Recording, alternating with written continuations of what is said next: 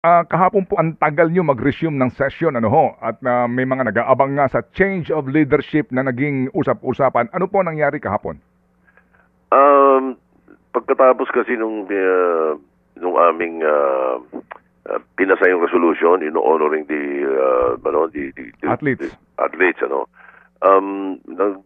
nagkasundo-sundo kami na mag-usap-usap muna at saka humingi ng audience sa akin si Lauren eh. So doon kami nagpunta sa Senator's Lounge at kung sino gusto sumama, pwede. Pero hindi ako nakapagtagal sapagkat meron din akong ni-request naman ng mga ibang kasama namin ng minority na kausapin ako. So umakyat ako doon sa opisina ko at pinuntahan ako nung dalawa sa mga members ng minority. At yun, nagkwento sila. So habang nandoon ako sa taas, sa opisina ko, yun namang mga kasama ko sa majority ay kinentuhan ni Lauren kung ano yung nangyayari doon sa mga pag-uusap nila nung earlier ata, one day before or kahapon ng umaga, parang gano'n. Ganun yung nangyari. Pero apparently, kaya meron lang mga, di may iwasan yung merong mga gripes yung ibang members ng minority, kaya pinakinggan lang namin. Opo. Well, klaro ho naman po yun, ano? Yung kanila pong sentimiento, yung sa minority. Opo. But yun ho bang ibang miyembro ng majority meron ding sentimiento laban sa inyo? Ay, wala. Hindi, tsaka ang sentimento hindi sa akin eh. Kaya alam mo naman po, lalong araw, ang panahon po ni Senator Salonga hanggang ngayon, 1988 hanggang ngayon, lahat ng change of leadership na nangyayari, 99% ng change of leadership na nangyayari, may problema sa Senate President. May beef sa Senate President o may nagawa ang Senate President na mali o merong kalokohan or may kawalangyaan. May hindi napagbigyan. Pwede rin. Pero bihira yun. Pero ibig sabihin, pwede rin. Hindi napagbigyan. Yun ang nagiging cause. Kaya ang Senate President. Dito sa nakita namin, sa narinig namin, actually, yung sitwasyon ng problema, hindi yung Senate President eh. Ano ba sitwasyon, sir? Well, yung iba, ang feeling sila yung tinatamaan ng Blue Ribbon Report, di ba? Yung iba, ang feeling parang bakit daw napapaginitan ng mga senador, mas maraming malala yung mga nasa House. Opo. Yung gano'n. Iba't iba yung, pero ganun lang more or less ang issue. Kaya naman, hindi rin naman hindi nag-materialize. Okay. Especially, let's say, you will always need the 13 signatures eh. Okay. Kahit na 14 o 15 lang ang senador na present, you still have to have 13. That's the rule, that's the law in the Constitution kung paano mag-e-elect ng Senate President. So dito ho talaga, main factor, yung Blue Ribbon Committee report kung saan nagre-recommenda na kasuhan ang mga nakaupong senador. Well, pwedeng sabihin may, pero hindi naman exactly. Siguro, meron ding problema yung biglang nagkaroon ng ganitong init nung tanggalin namin si Senator Amy sa Foreign Relations eh. At saka ito, 1 week before tinanggal siya, sinabihan na siya ni Mix eh. Na masyadong marami nakapending na treaty, masyadong marami nakapending na ganito, at saka yung issue namin sa against China, yung Foreign Relations Committee medyo favoring yung grupo ng minority pagdating dito sa China Stat. Kami gusto ko sinabi yung sanang plano to adopt yung undiplomatic criticism of these officials ng China sa atin. Sabi ko, wala na. Tayo, meron kasi freedom of expression eh. Opo. So, ano gusto natin sabihin tungkol sa kanila o tungkol sa official nila, may karapatan tayong sabihin yun. Di ba? Sila parang ganun eh. Opo. Mga balat sibuyas eh. May nasabi ka tungkol sa mga official ng China, parang nagwawala agad eh. Diba? Traditionally po, Tito Sen, ang committee na yan dapat po hawak ng miyembro ng majority ba? Correct. Kaya namin hindi inalis kay Senator Daimino nung kami maupong majority na September 8. Sapagkat mayroong nakapending na committee, mayroong nakapending na treaty noon. Hindi ko lang matandaan yung title. No? Importante yun. Naumpisahan na niya yun. So gusto namin tapusin niya. Pangalawa, may pagkakataon sa tingin namin, sabi nga sa akin ni Senator Subiri, yung aming majority leader, may chance na sumama sa majority si Amy. Dahil majority kami, sabihin, di ba, so huwag na muna nating alisin, sabi niya. Okay. So okay lang. Ako, bagamat, mayroong isa, dalawa sa mga kasama namin, lalo na si Senator Tulfo, very interested siya sa committee na yun, pero hindi namin siya pinagbigyan dahil kay Amy. Very interested sinong Tulfo? Si Erwin. So, pagdating dito, kasi yung mga treaties, parang medyo, meron mga yung concern si Erwin to sa mga treaties na gusto niya maipasa. Ngayon, ang iniisip kasi namin, malaking bagay itong issue sa China eh. Hindi pa pwedeng ang Foreign Relations Committee ng Senado medyo leaning towards China. Opo, sige. Yun. Opo. Tito Sen, bakit may biglang term sharing na usapin? Saan ang gagaling yun? Ay, biro lang ni Kiko nung umpisa, si Francis nung umpisa yan. Nung nandun na kami sa likod, tapos na ako sa taas, bumaba ako, nagkikwentuhan kami sa lounge. Sabi na, binibiro-biro lang nila si Loren eh. Tapos ang naisipan namin, kami na nag-isip din. Siguro nga, mabuti nga siguro dahil total, gusto nila magkaroon ng first woman Senate President. Sige, gawin natin.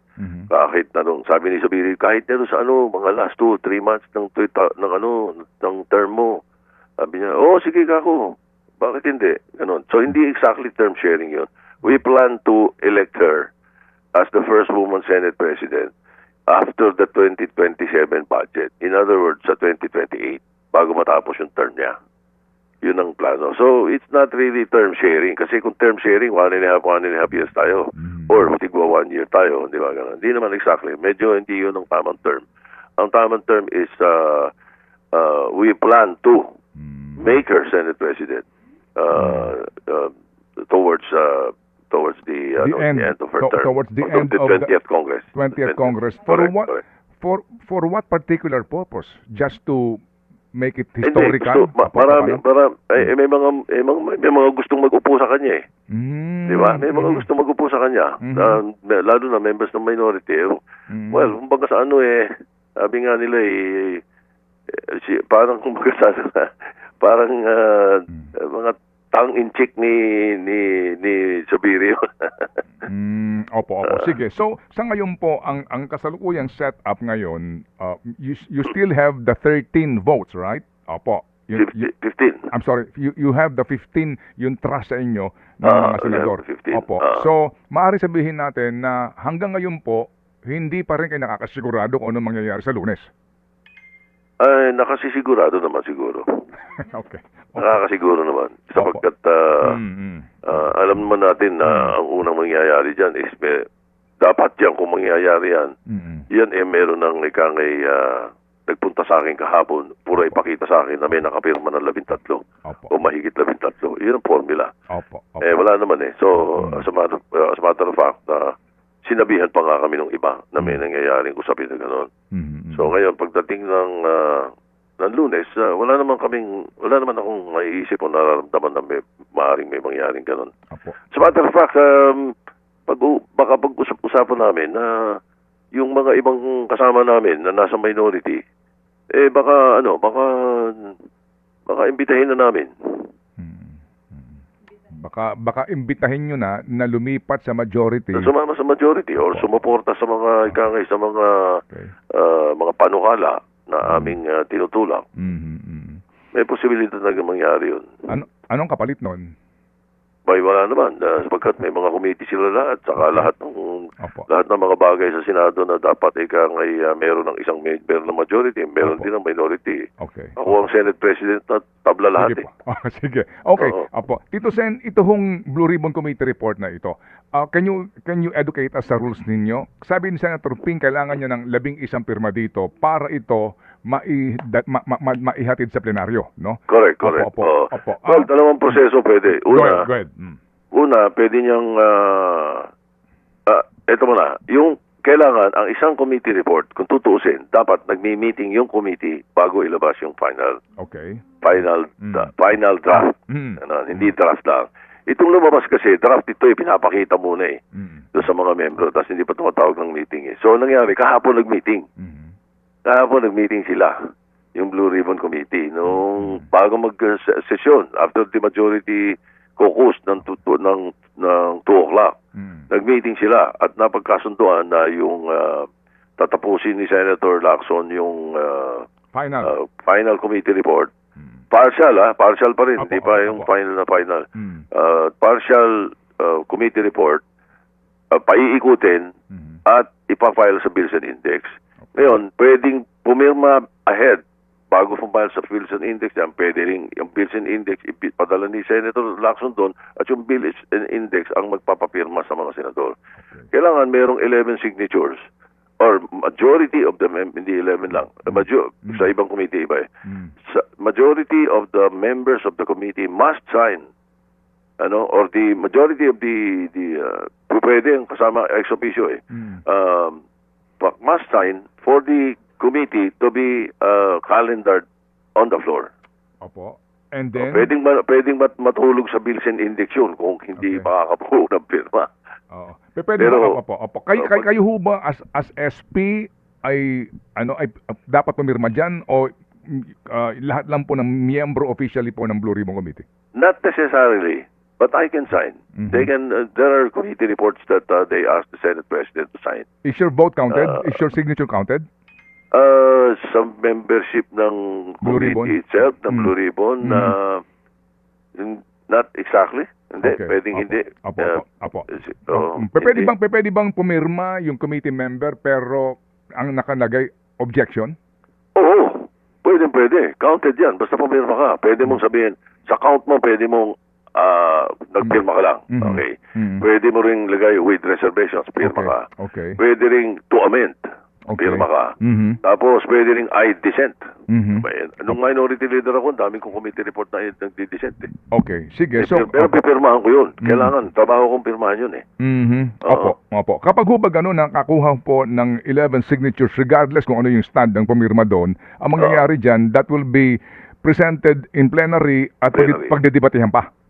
Correct. Pag didebate yan, pagkakaroon ng period of sponsorship muna ng chairman. Okay. Magkakaroon ng interpellation Mhm. doon sa sponsorship ng chairman kung Mhm. ilan na mag-interpellate. Mhm. Then, magkakaroon ng period of amendments. Mhm. Kaya merong iba to amend eh. Like for Opo. example, ito si ganito, ganyan.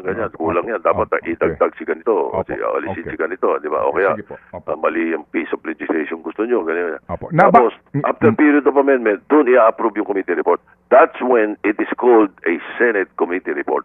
All right. Pag na-approve na on the floor ng Opo. plenary. Okay. Pag hindi nakakarating sa plenary, kahit ano pa yung umikot sa Senado o sa Kongreso o sa mundo, it's just a piece of paper. Okay. Hindi Sige po. dapat binibigyan ng value yun. Opo. Sige. So, sir, inyo ho bang nabasa na yung draft committee report?